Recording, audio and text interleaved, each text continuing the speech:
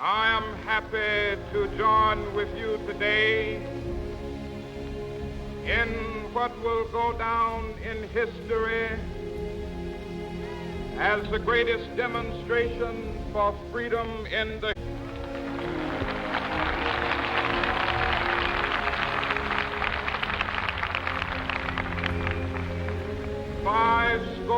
50 years ago, a great American in whose symbolic shadow we stand today signed the Emancipation Proclamation.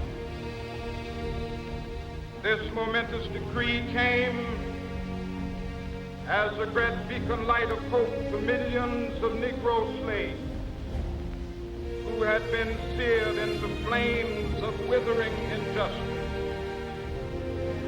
It came as a joyous daybreak to end the long night of their captivity. But 100 years later, the Negro still is not free. 100 years later, the life of the Negro is still sadly crippled by the manacles of segregation and the chains of discrimination. 100 years later, the Negro lives on a lonely island of poverty in the midst of a vast ocean of material prosperity. 100 years later, the Negro in corners of American society finds himself in exile in his own land. So we've come here today to dramatize a shameful condition. In a sense, we've come to our nation's capital to cash a check. When the architects of our republic wrote the magnificent words of the Constitution and the Declaration of Independence, they were signing a promissory note to which every American was to fall heir.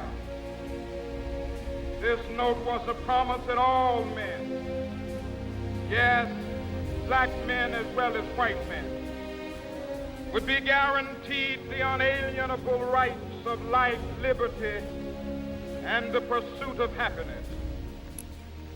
It is obvious today that America has defaulted on this promissory note insofar as her citizens of color are concerned.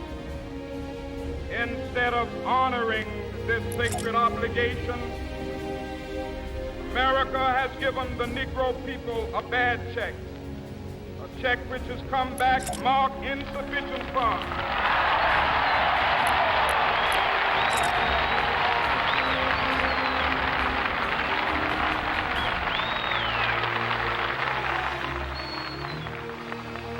But we Bank of Justice is bankrupt.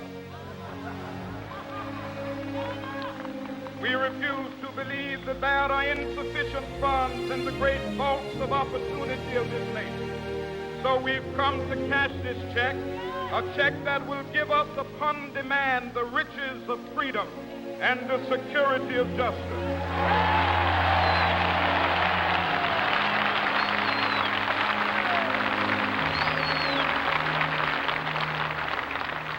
We have also come to this hallowed spot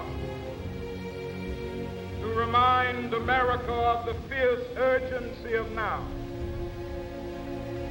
This is no time to engage in the luxury of cooling off or to take the tranquilizing drug of gradualism.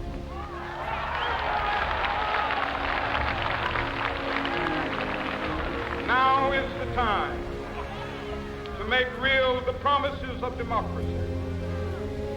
Now is the time to rise from the dark and desolate valley of segregation to the sunlit path of racial justice. Now is the time to lift our nation from the quicksands of racial injustice to the solid rock of brotherhood. Now is the time justice a reality for all of God's children. It would be fatal for the nation. This sweltering summit of the Negro's legitimate discontent will not pass until that is an invigorating autumn of freedom and equality. 1963 is not an end, but a beginning. Those who hope that the Negro needed to blow off steam and will now be content will have a rude awakening if the nation returns to business as usual.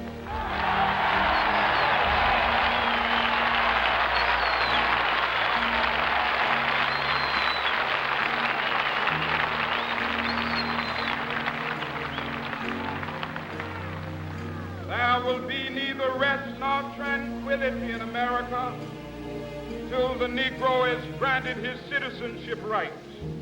The whirlwinds of revolt will continue to shake the foundations of our nation until the bright day of justice emerges. But that is something that I must say to my people who stand on the warm threshold which leads into the palace of justice. In the process of gaining our rightful place, we must not be guilty of wrongful deeds. Let us not seek to satisfy our thirst for freedom by drinking from the cup of bitterness and hatred.